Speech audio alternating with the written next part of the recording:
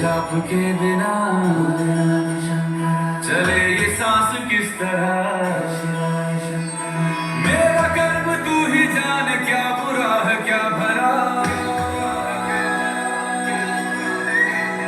तेरे रास्ते में मैं तो आंख मूंद के चला। तेरे नाम की जोत ने सारा लिया तमस मेरा। नमो नमो शंकरा भोलेनाथ शंकरा जय भोलेनाथ शंभो हे शिवाय शंकरा। नमो नमो शंकरा भोलेनाथ शंकरा देव हे महेश्वरा।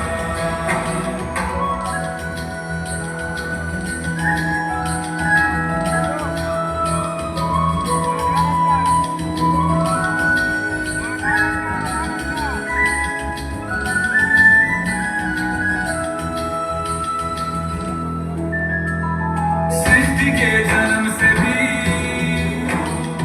पहले तेरा वास था। ये जग रहे या ना रहे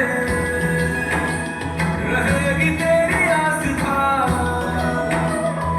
क्या समय क्या पलक दोनों में तेरी महानता महानता महानता। सीपियों की ओट में मोतियां हो जिस तरह मेरे मन में शंकरा तू बसा है उस तरह।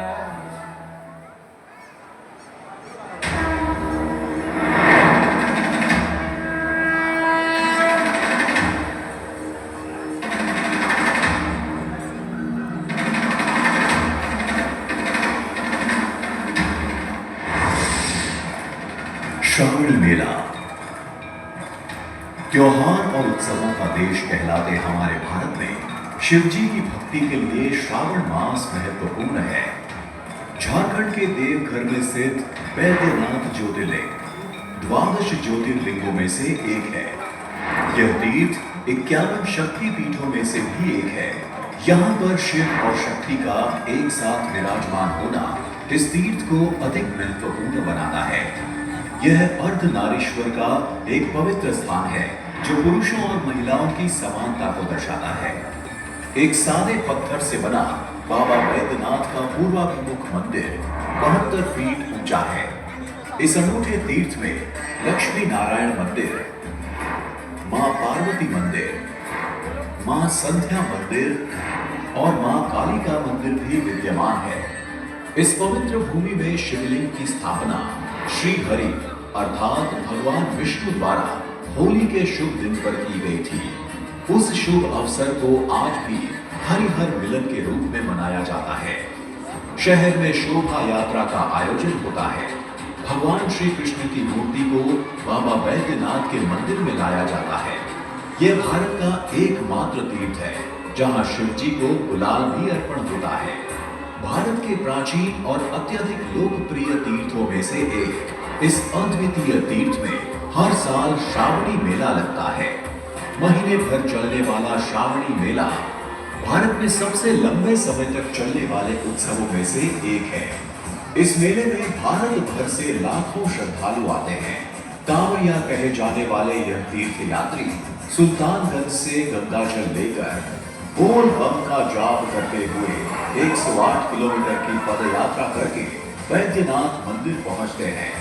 देवों के देव महादेव को गंगाजल का अभिषेक करते हैं और 3 वर्ण वाले बेल पत्र चढ़ाते हैं।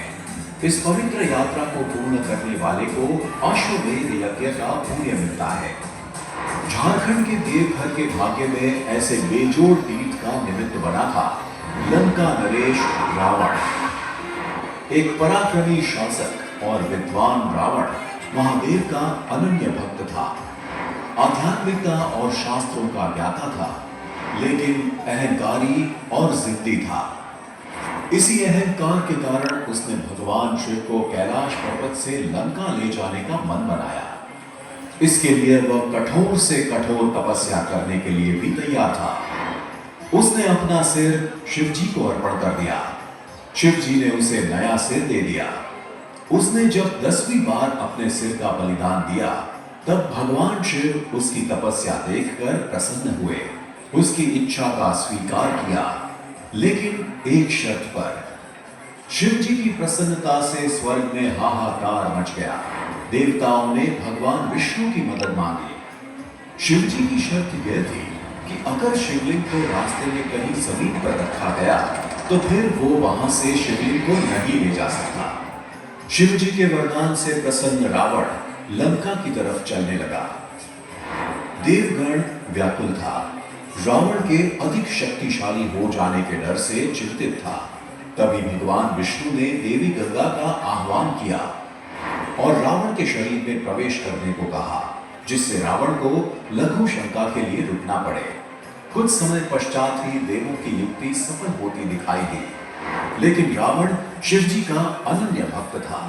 वह जानता था कि लघु शंका के पश्चात बिना हाथ धोए शिवलिंग को छू नहीं सकता। उसने मदद के लिए आसपास देखा तो उसे एक चरवाहा दिखाई दिया, जो चरवाहे के भेष में भगवान विष्णु थे। चरवाहा शिवलिंग को उठाए रखने के लिए सहमत हुआ। रावण शीघ्र ही लौट आने की बात करके निकल पड़ा। गंगा जी ने रावण के शरीर से बाहर निकलने में बहुत समय लिया। शिवलिंग को अधिक देर तक उठाए रखने में असमर्थ चरवाहे ने शिवलिंग को जमीन पर रख दिया। रावण ने लघु शंका के पश्चात हस्त प्रक्षालन के लिए पानी ढूंढा, लेकिन आसपास कहीं पानी नहीं था। उसने धरती से पानी निकालने के लिए जमीन पर प्रहार किया। यह जल स्रोत आज भी मौजूद है। हस्त प्रक्षालन के पश्चात लौटने पर रावण ने शिवलिंग को जमीन पर देखा तो वह गुस्से से लाल पीला हो गया। उसने शिवलिंग को उठाने के लिए अपनी पूरी ताकत लगा दी, मगर शिवलिंग को उठा ना सका। गुस्से में आग बबूला रावण ने शिवलिंग को जमीन में दबा दिया। रावण को कहां पता था कि वह जिस भूमि पर खड़ा है वह एक शक्तिपीठ है, और ऐसे रावण एक अद्वितीय तीर्थ का निमित्त बना। ऐसे बेजोड़ तीर्थ के प्रति अखूट श्रद्धा रखने वाले हर साल यहाँ आने वाले लाखों श्रद्धालुओं के हम आभारी हैं। बाबा बैद्यनाथ की कृपा सब पे बनी रहे, ऐसी प्रार्थना के साथ हम अंतःकरण से कहते हैं कि इस पावन भूमि पर आपका सदैव स्वागत है। जय बाबा बैद्यनाथ। जय हो बाबा।